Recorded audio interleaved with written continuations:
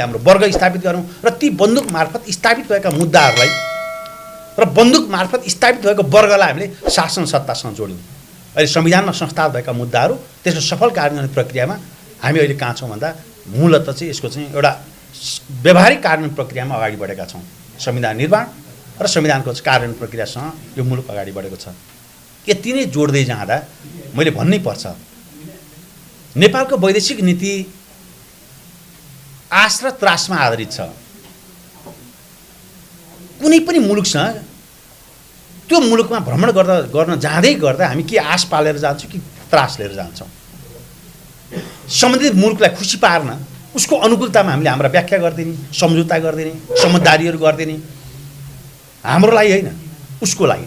चीन जाँदा होस्, अमेरिका जाँदा होस्, भारत जाँदा होस् अथवा अरू कयौँ शक्तिशाली राष्ट्रमा जाँदा कि केही दिन्छ कि भनेर खुसी पार्ने, कि रिसाउँछ कि भनेर उसको नीति चाहिँ आश र त्रासमा आधारित जो वैदेशिक नीति अवलम्बन गर्दै आइरहेका छौँ त्यो गलत छ।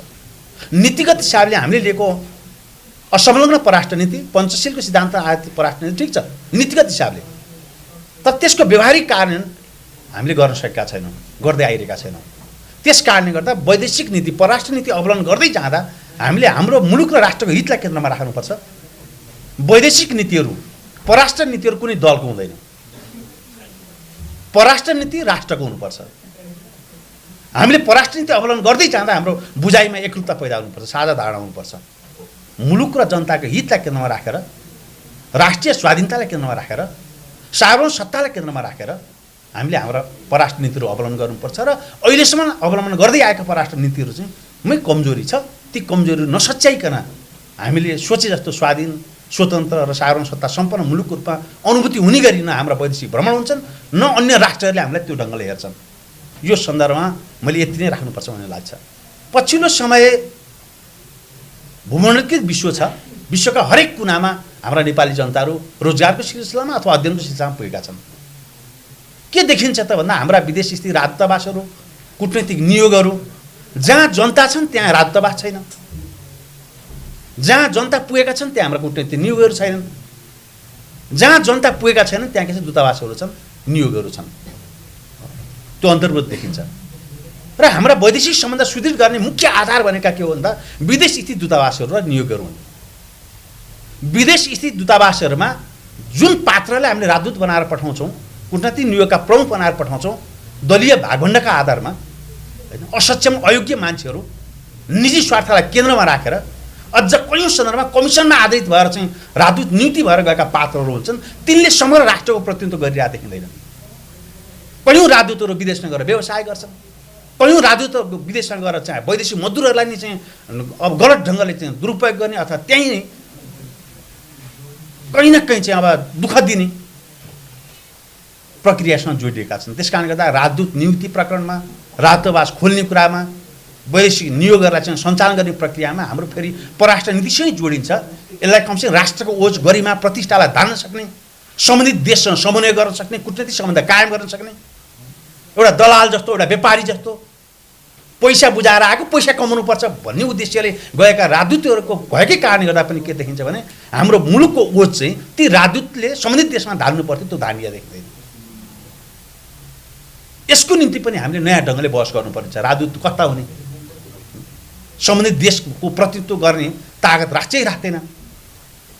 हाम्रा समस्याहरूलाई सम्बन्धित देशसँग कूटनीतिक ढङ्गले छलफल गरेर समाधान गर्ने चाहिँ हैसियत अथवा समन्वयकारी भूमिका, मध्यस्थकर्ताको भूमिका निर्वाह गर्न सक्छ कि सक्दैन।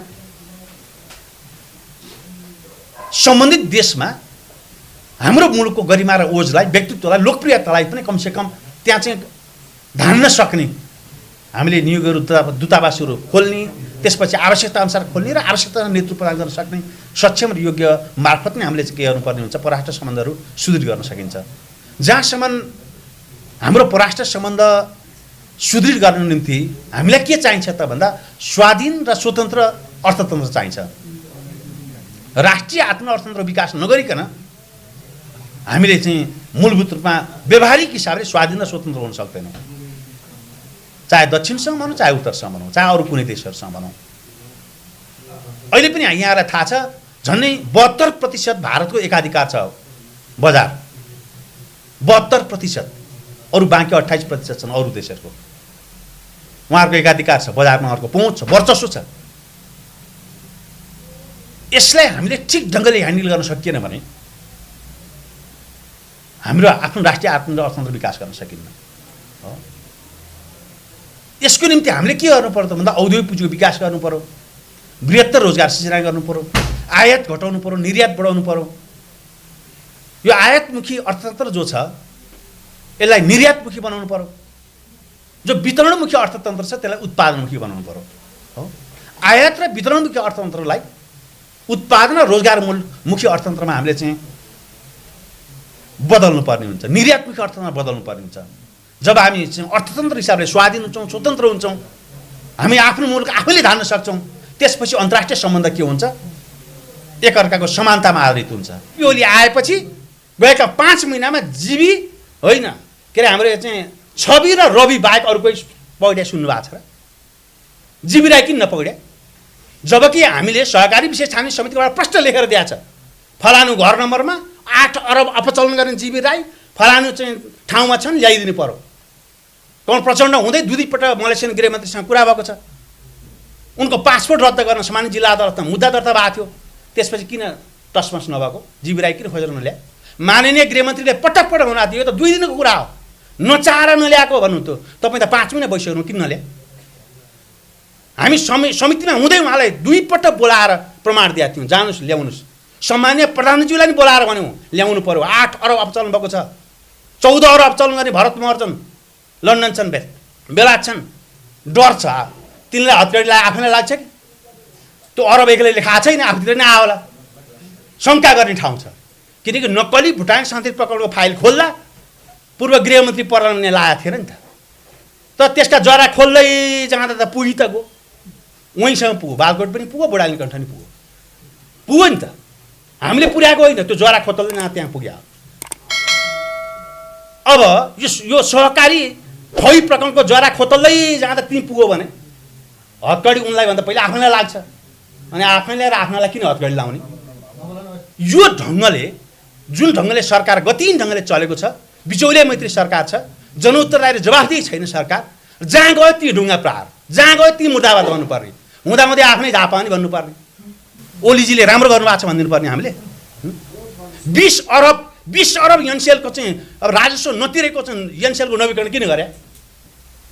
जवाफ दिनु पर्दैन सरकारले। 20 अरब राजस्व नतिर्ने, त्यो 20 अरब अहिले होइन, जति बेला कमरेड केपी ओली 73 मा प्रधानमन्त्री हुन्थ्यो त्यति बेला पनि 20 अरब थियो। प्रत्येक वर्ष 4 अरबका दरले किस्ता तिर्ने भनेर नवीकरण गरिदिनु हो। त्यही भाषा फेरि अहिले 81 मा आएर पनि प्रत्येक वर्ष 4 अरब तिर्ने, कहिले तिर्ने? नवीकरण किन गरे? तर हामीले त भन्छौँ दावाका साथ, कमल प्रचण्डको पालामा गत जेठमा 4 अरब उसले बुझाएको थियो 20 अरबमा, सबै नबुझाइकन नवीकरण गरिन्न भनेर अडान लिएको थियो। अहिले बुझाउनै परेन, अनि के भनिदिने हामीले? राम्रो भनिदिने। अहिले 5 महिना हेरौँ कमल केपी ओलीको सरकार सञ्चालन भएको सुरुदेखि नै 22 अरब 26 करोड बकौता विद्युत बकौता तिर्नु पर्दैन भनेर बिचौलिया व्यापारीको पक्षमा वकालत गर्नुभएका सम्माननीय प्रधानजी अहिले पनि वकालत गरिराख्नु भएको छ। विभिन्न बाहनामा विद्युत प्राधिकरणका प्रमुखलाई जेल हाल्ने, अख्तियार मुद्दा दर्ता गर्ने, केही नलाएर प्राधिकरणभित्रै मन्त्रीको क्वार्टर बनाएर बस्ने, यस्तो हर्क यो दुनियाँमा हुन्छ? यस्तो सामन्ती अहङ्कार सरकारसँग हुन मिल्छ? एउटा कर्मचारीसँग इगो लिन मिल्छ? 1 अरब 60 करोड विद्युत बकौता नतिर्ने हिल्टन होटलका मालिक शङ्कर अग्रवाल जिउँदै छन्, उनकै होटल खोलिदिने के अरे उद्घाटन गर्न जाने, पहिलो काम उहाँले त्यही गरेर भयो। त्यसपछि लगातार हामीले त भन्ने गरेका थियौँ यो सरकार बिचौलियाको सक्रियता र प्रभावमा बनेको सरकार हो, यो बिचौलिया मैत्री छ, जनमैत्री छैन। गएका 5 महिनाले त्यही भन्छ। सहकारी ठगी प्रकरणमा रवि लामिछानेको प्रत्यक्ष संलग्नता देखिएन। उनी सहकारी सञ्चालक रहन्छन्, व्यवस्थापक छैनन्, अध्यक्ष छैनन्, ऋणी छैनन्, ऋण माग्न गएको छैनन्, त्यसकारण सहकारी ठगी प्रकरण उनको संलग्नता छैन। तर सहकारीबाट गोर्खा मिडिया नेटवर्क प्रणालीमा जीवी राई मार्फत लगेको पुँजी, भले जीवी राईले छुट्टै सर्ट नोट भनेर एउटा तमुसुक गरेर गोर्खा मिडिया नेटवर्क प्रणालीले पैसा दिए देखिन्छ, ऋण दिए देखिन्छ, सर्ट लोन भनेर हो। त्यो सर्ट लोन परिचालन उनको भूमिका छ। त्यसमा गोर्खा मिडिया नेटवर्क प्रणालीको 65 करोड पुँजी परिचालनमा उनको कहाँ समस्या छ, प्रचलित कानुन अनुसार चाहिँ कमजोरी भए कारवाही गरौँ भनेर लेखेर दियो। सरकारले हेर्नु पर्दैन? 89 अरब 40वटा वित्तीय सहकारीको वित्तीय विश्लेषणमा 89 अरब अपचलन भएको छ। 88 अरब 35 करोड कसले खाएका छन् त्यो पनि लेखिया छ। 65 करोड गोर्खा मिडिया नेटवर्क प्रणालीमा गएको त्यो पनि लेखिया छ। प्रारम्भिक अनुसन्धानमै माननीय धनराज गुरुङको सहकारी ठगी प्रकरण समानता देखेको कारणले कारबाही गर्नु भयो, त्यो पनि लेखिया छ। किन नहेर्या सरकारले? रवि लामिछाने देख्दा प्रत्यक्ष सहकारी ठगी प्रकरणमा जोडिने अरू 84 जना नाम देख्नु हुँदैन? अनि सरकार राम्रो छ भनिदिनु पर्ने हामीले? कयौँ बहस छलफलहरू, कयौँ बुझाइहरू छन्, अलि मनोगत छन्, अलि भ्रामक टाइपका छन्। ती भ्रामक प्रकृतिका बुझाइहरूलाई चाहिँ यसरी पस्किनु पनि के हो त भन्दा त्यो पनि भ्रम नै छर्नुहुन्छ। त्यस कारणले गर्दा कयौँ सन्दर्भ म ती बहसहरूसँग जोडिन चाहन्न। बोल्दै जाँदा पूर्वता मित्रले भन्नुभयो भारतीय वायुसेवा के अरे भारतीय लडाकु विमानबाट प्रचण्ड बाबुराम झरेर वार्ता गरे भन्नुभयो पत्रकार मित्र। यी हुनुहुन्छ इतिहास साक्षी छ। सत्य के हो त भन्दा सत्य भनेको त माओवादी आन्दोलन, उत्पीडित जाति क्षेत्र वर्ग लिङ्गको प्रतिनिधित्व गर्ने आन्दोलन हो। माओवादी आन्दोलन दलित महिला जनजाति मधेसी मुस्लिम उपेक्षित उत्पीडितहरूको जगमा उभिएको आन्दोलन हो। हजारौँको बलिदानको जगमा उभिएको आन्दोलन हो। कमल प्रचण्डको नेतृत्वमा चाहिँ अब उभिएको आन्दोलन हो।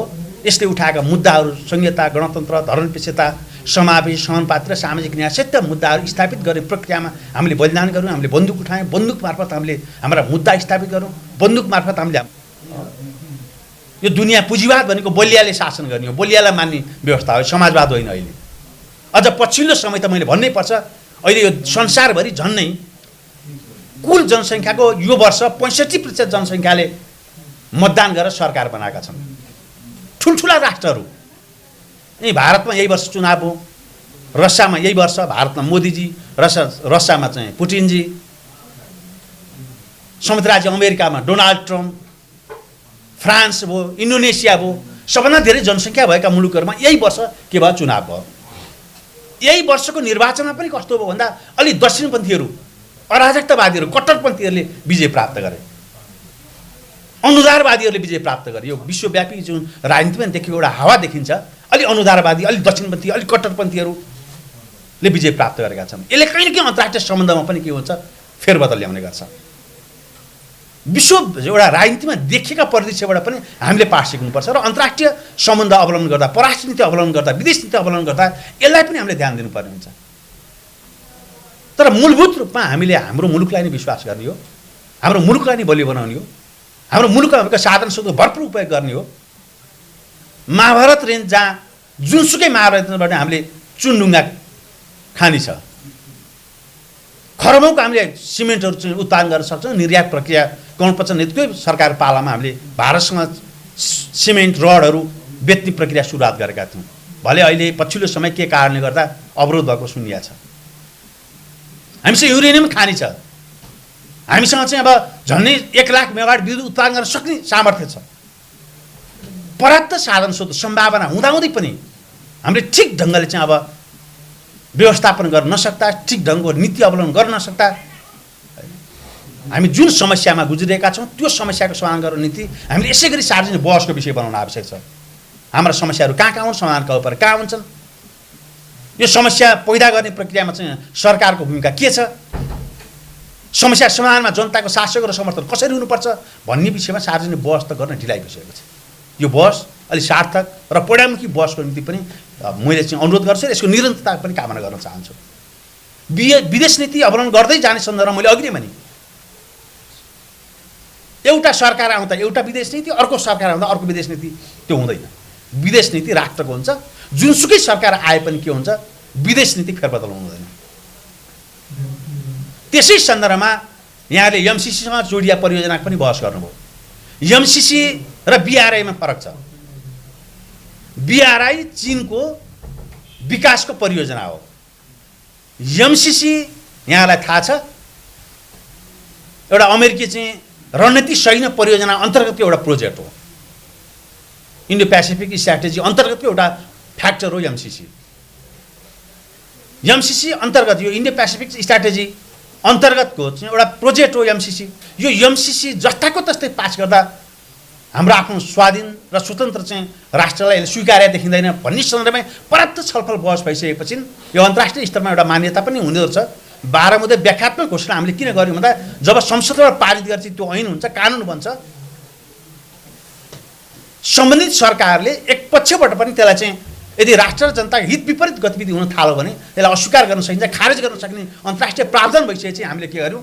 एमसिसी अन्तर्गतको विकास परियोजना जो 5 वर्षीय परियोजना छ, विकास परियोजना स्वीकारेर हामीले संसदबाट 12 बुँदे व्याख्यात्मक टिप्पणी सहित पास गरेका हौं। यो हामीलाई कहीँ भ्रम छैन। हामीले आइपीएस सहितको एसपी सहितको चाहिँ परियोजना हामीले स्वीकारे होइन एमसीसीमा। एमसीसी अन्तर्गत विकास परियोजना त्यो 5 वर्षमा स्वीकारिएको छ नेपालले। त्यो पनि पर्याप्त छलफल बहस गरेर प्रतिनिधि सभामा सिङ्गो चाहिँ एउटा सिङ्गो संसद एक ठाउँमा उभिएर हामीले के गरेका यो चाहिँ अब एमसीसी पास गरेका छौँ।